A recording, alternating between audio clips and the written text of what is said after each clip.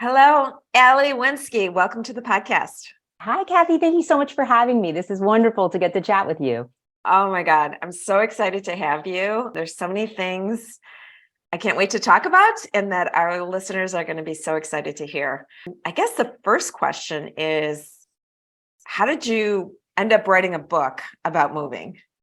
So I moved 10 times in 11 years. My husband and I did, and we moved from Massachusetts to Maryland to Ohio to California to Illinois to Tennessee and back to Illinois again, with a few local moves in there as well. So I did a lot of moving. And so I understood all the logistics and all that.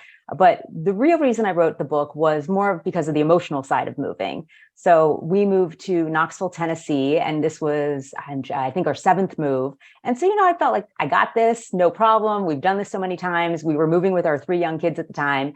And what I found was it was really hard to meet people in a new place. And that had never happened to me before. It was kind of new situation. And so having had that experience, I realized that there must be a lot of other people in the same situation, moving somewhere new, having a hard time just getting into, meeting new friends and whatnot. So that's really what started the process of writing the book and my blog, The Art of Happy Moving. Awesome. So how did you deal with that moving? I think that would be so incredibly hard to pick up, especially with your whole family move, not only once, but 10 times. How did you deal with friendships and getting connected with the community? I imagine that must have been so hard. Yeah, well, I love moving. So I did write The Art of Happy Moving. I really do believe in it, that I found it to be an exciting adventure pretty much every single time that we moved. So I had the feeling that it was going to be new, something exciting. I get to meet new people. I get to start fresh. And I really enjoyed that part of moving. And it's sort of like senioritis too, when you're a high school senior and like you're wrapping everything up. It was kind of like that every year. We're like, okay, I'm wrapping this up and off to the new adventure. So I personally enjoy that process. I know for a lot of people, moving can be daunting, especially with all the logistics that happen. And I'm not minimizing the whole friendship part, because obviously that was really hard for me when I moved to Knoxville, and I was extremely lonely for a long time. And so I'm hoping to help other people that are going through that to realize it's hard. There are certain things you can do to make it better, and that a lot of people are in the same situation. And that's one thing that I think is funny, that 35 to 40 million people move in the US every year. And yet when we're going through it, we feel so alone, like we're the only person who's moving at that time. And so I just want to be able to help people through the emotional side of the move. I love it. I think that's true for anything, right? When we're going through something really hard, sometimes it feels like, oh my gosh, I'm the only one dealing with this. And in truth, there's communities of people everywhere dealing probably with a similar situation. Yeah, absolutely. So what advice would you give to somebody who wants to make new friends in a community where they just moved? Yeah, one of the things that I recommend before you move, if you're making a long distance move, is to try to connect with people before you move there. So reaching out to friends, on Facebook or Instagram, or emailing your friends and just saying, hey, we're moving to Seattle. Does anybody know somebody there? I'd love to connect. And just having the connection before you move is really helpful. It could be for little things like, oh, what's a good grocery store, or what's a good neighborhood? What should I be looking for? But also another thing that's really nice is that when you move there, you already know somebody. And it's a lot easier to go from one friend to two than to go from none to one, to making that first friend. So even if this person doesn't become your closest friend, just having someone there is really helpful. If you don't know anybody there, it's just really putting yourself out there and getting involved. And I know you can kind of get into the situation where you want to unpack your boxes. You want your house to be great. You want your kids to be settled. But you also really need to make the effort to get involved, whether it's volunteering, which I think is a really great way to meet people, because then you're getting together with people that have similar interests and values, or getting involved in any clubs or sports or different adult activities that are in your neighborhood. And I think that's really helpful. Yeah. I think you're one of the very few people who would say they love moving. Probably. No, I've talked to others. I have talked to others. They're like, yeah, me too. I'm like, well, yeah. But what I really love about what you've done with your life so far is that you kind of taken this challenging situation, or the situation that you probably didn't plan on, right? And you have made it a message. Thank you. Yeah, it was really hard. It's if anyone has been in the same situation where you move and I was very fortunate. I had my husband with me and my 3 kids. And so I felt like I wasn't really allowed to be lonely. It's like, well, I do have some family around. I didn't know anybody else there. We didn't have other family there, but I just wanted a friend, someone to get coffee with, someone to go for a walk with. And it took about 6 months for me to meet that person. And 6 months seems like a really, really long time when you're going through it. And so yeah, I didn't want anyone else to have to go through that, even though we all go through that when we're moving somewhere new, but to just know that you're not alone. And I think also to just realize when you are moving somewhere from somewhere, you are at the peak of all of your relationships, of wherever you've gotten to in your job. Like you've gotten to the top, and then you have to start all over. And that drop is really difficult if you're not expecting it, of like, oh wait, I do have to start over, and it's going to take time. I'm not going to have a super close friend the minute that I get there, and that it takes time, and you have to be patient. And that was really hard for me. Mm.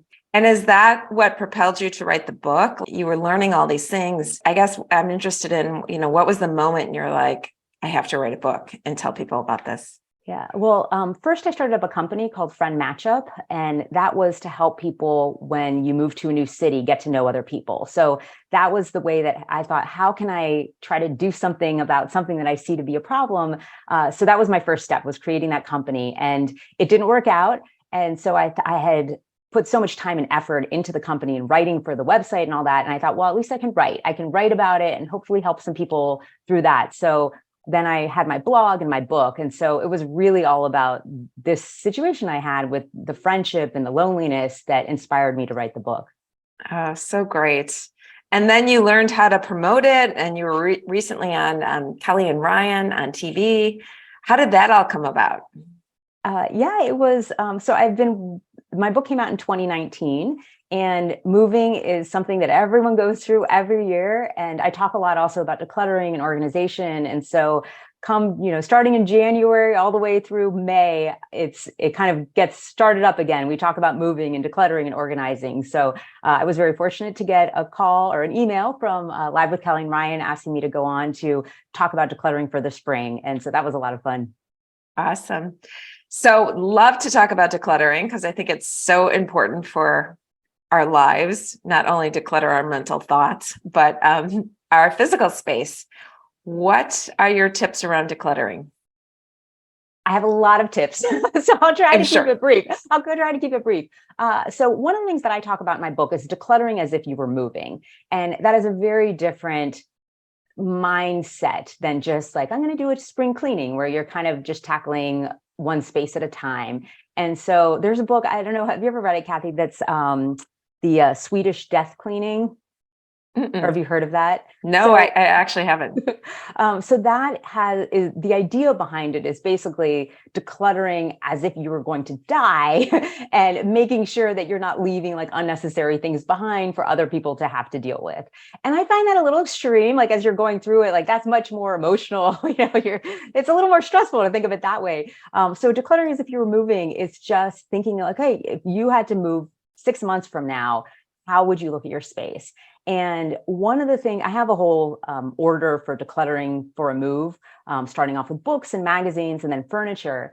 And the reason I start with books is because they're really heavy items, and they're kind of a good starting point in terms of the ease of doing it and packing. But if you're not moving, one of the things I do recommend is furniture, because that is one thing that people often overlook when they're doing spring cleaning. They might do a closet or something. But if you were going around your house, and okay, here's a recommendation. Number one, take photos of your house.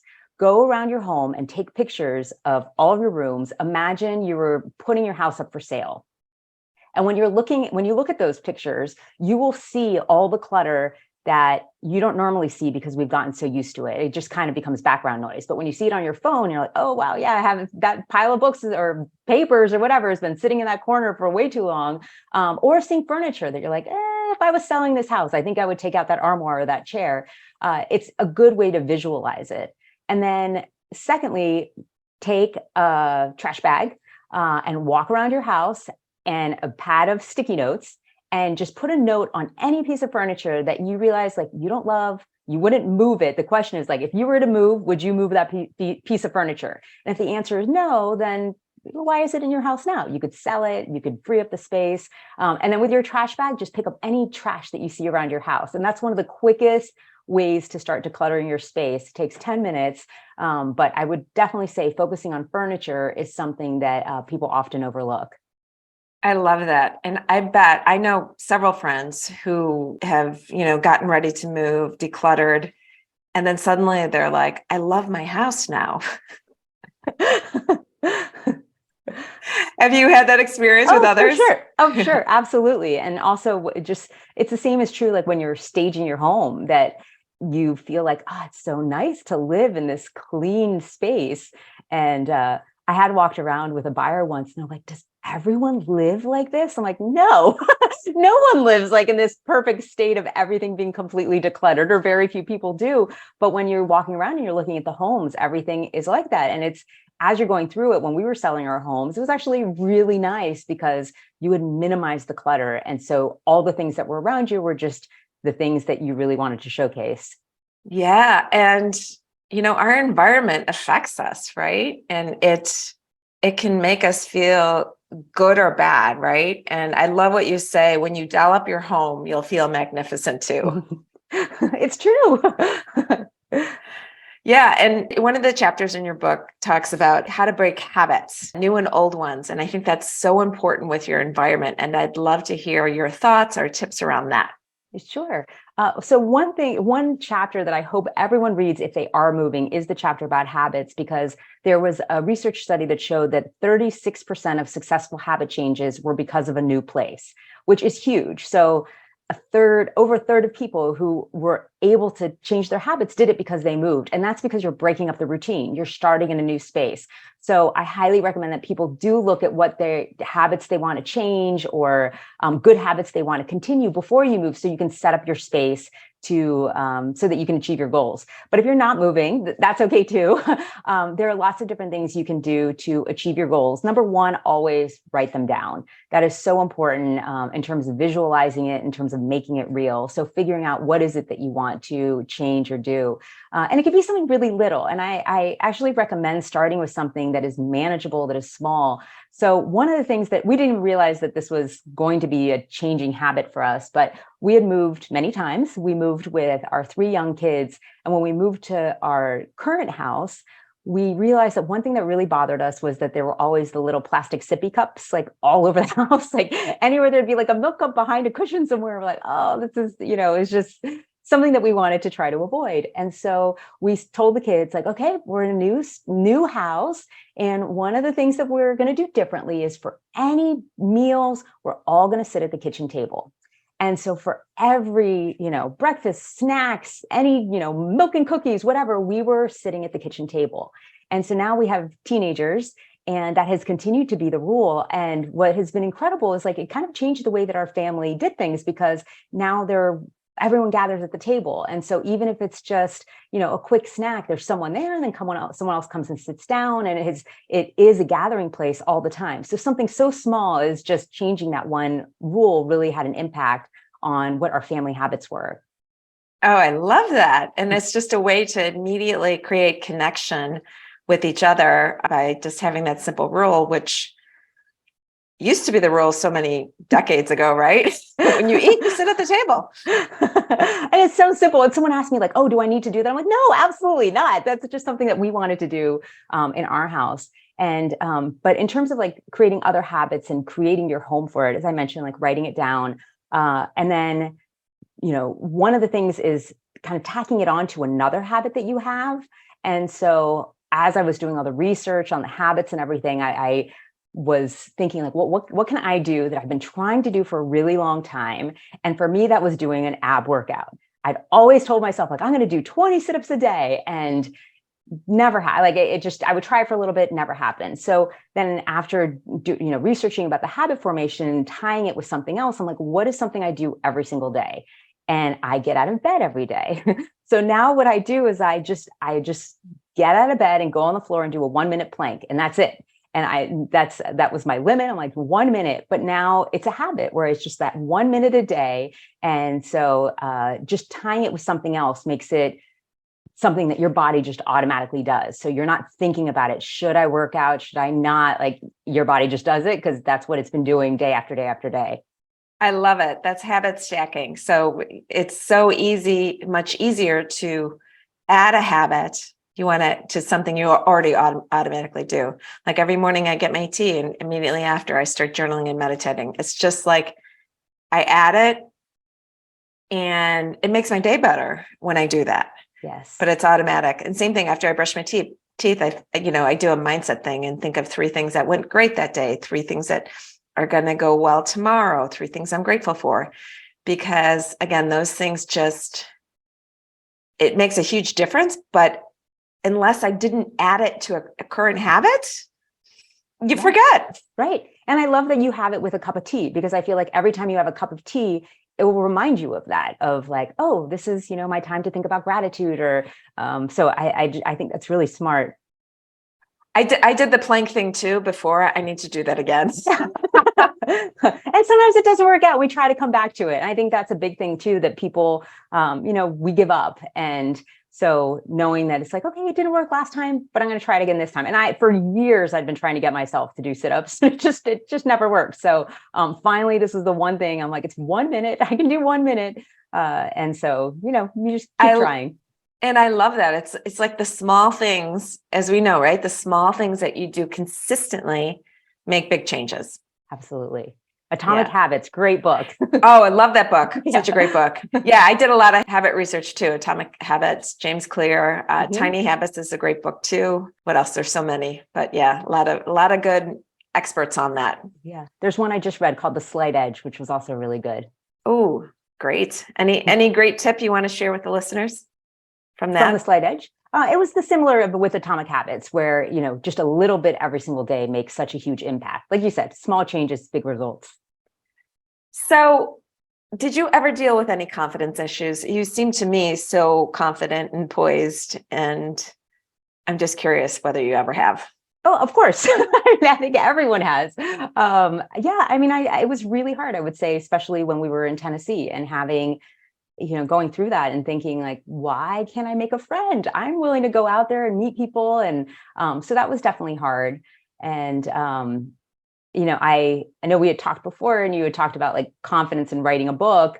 And I guess at some point I realized like people don't really think about you as much as you think they do or worry about. And so if I'm going to do something, I have my goals. I want to accomplish them. And I wanted to get this out of my system, to write about it, to try to help people. And I wasn't saying, I want to be a New York Times bestseller. It was just, I want to get this out. I want to write this. And so I did. And it's, I don't know, it's just a matter of getting it done. And for me, I'm not afraid to fail. Like, I'm happy to go out there and try to do what I can do. And if it doesn't work out, you move on to the next thing and just keep on going. Oh, I love that. I think that is a message we all need to hear. Our kids need to hear. I mean, Sarah Blakely talks about that. When she was growing up, her dad would be like, how did you fail today?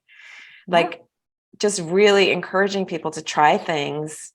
And it's okay to fail, like really having that mindset. And I love that you have that, because obviously it serves you really well.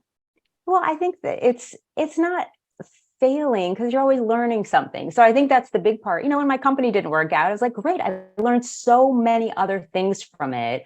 And so just thinking every experience we have, whether it's a good one or a bad one, we learn something from. And usually the harder ones are where we learn more. So everything, I see it as a way to learn something else. And so is it a failure? Maybe to some people, but I just see it as it's on the path. It's on the path to wherever I'm supposed to be going. I love it. When you're looking at someone's space, or when someone's looking at their own space, how does that sometimes reflect their inner world? Do you have any thoughts on that? Yeah, I think that, yes, our spaces reflect not only who we are, but where we are in that moment in time. Because we all get very busy. Life is happening there. As I said, when I had the buyer walking around, like, does everyone live like this in this perfect, staged home? And the answer is no. What we see on Instagram, it's Instagram. It's not, these people are not living in these perfectly staged homes all the time. So it's important to look at your space and see what's important to you. I do think that sometimes with the clutter, it can impact a lot of other areas of our lives. Like I know for me, if my house is really messy, it just makes everything else feel like there's too much going on, that it's the chaos with the stuff can be overwhelming. And so when you declutter a space, and just going back to the furniture thing, like we took out a bookcase that had been in our bedroom forever. And I never liked the bookcase. It just ended up there because it had nowhere else to go. And so we did, okay, great, we'll put it in that corner. And during the pandemic and we were at home, I decided to declutter as if we were moving. I got rid of a lot of furniture and all of that. And so we got rid of this one bookcase, and now the space is empty.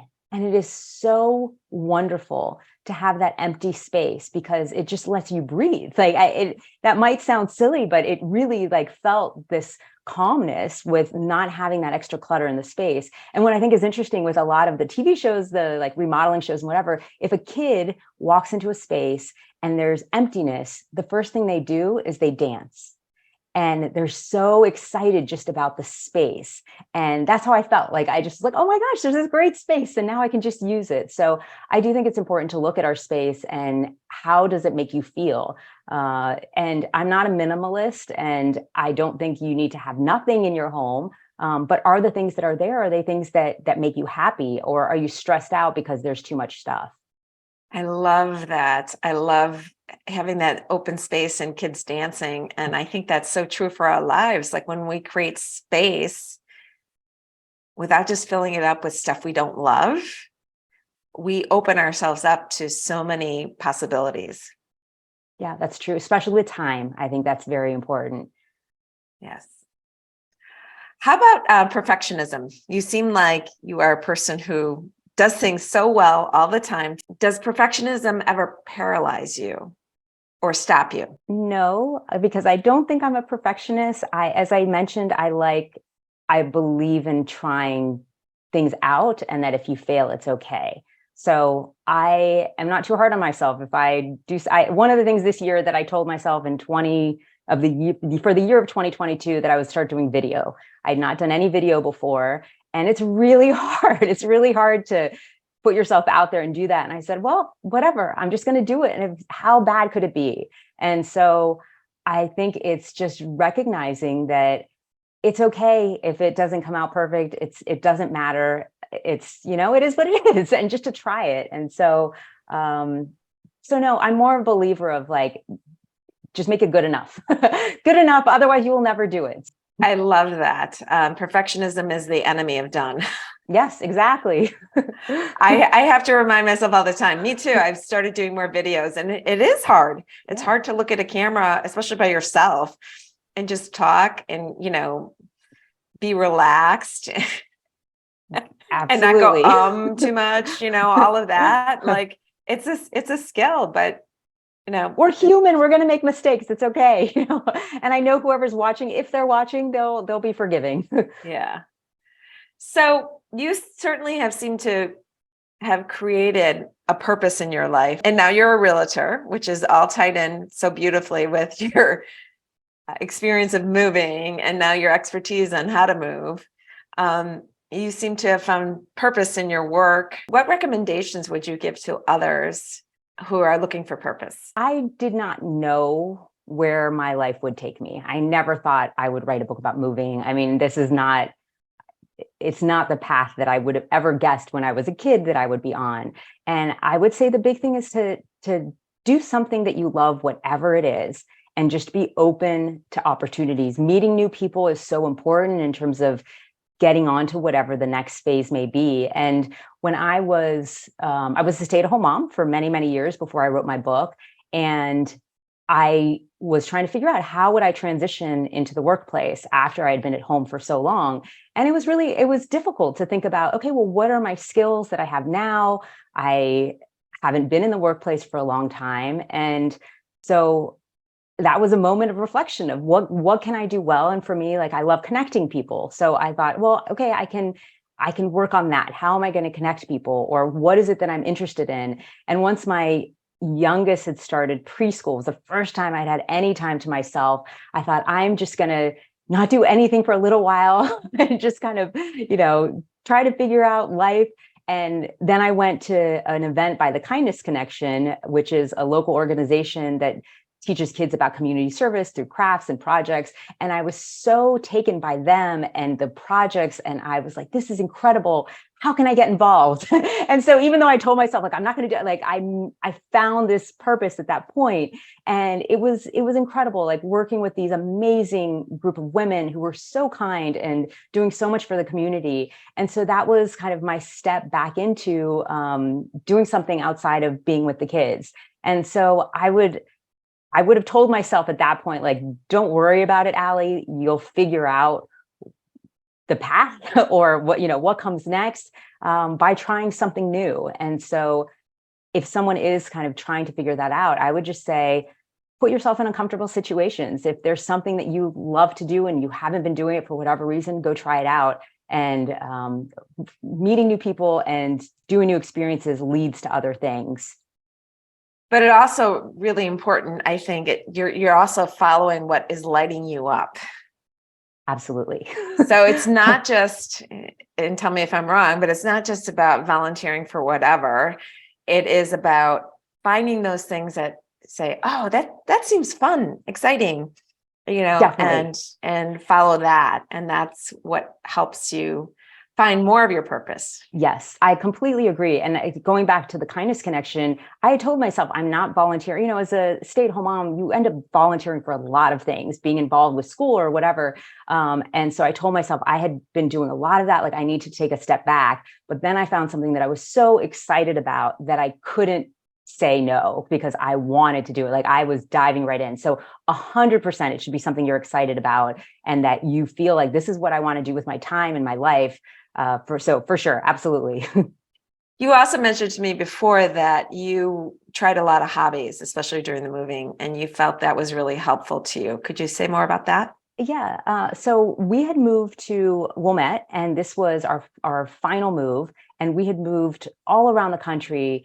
And I was a stay-at-home mom, and we had moved here. And I made a pact to myself that year that I was going to try one new project every single year. It was, my New Year's resolution for that time. And so I did. And the first thing I did was an ice skating class here in Wilmette. I am from Miami originally, and I thought, okay, we're permanently going to be in winter. So if you can't beat them, join them. And so I started taking ice skating lessons and eventually got to a twirl, which was really exciting. And then I tried knitting classes the following year, guitar classes. I did a storytelling class at Second City. And it was hard to be in situations where you do feel uncomfortable. And I think we throw our kids into these situations all the time. We're like, go try out for this team, go do this activity. But it's hard. It's very difficult to get into a situation. You don't know anyone. You don't have any expertise in the area. And like, for me, guitar was really good for me because I'd never played guitar before. And I do have a type A personality, and being around like musicians, like, everyone was super chill.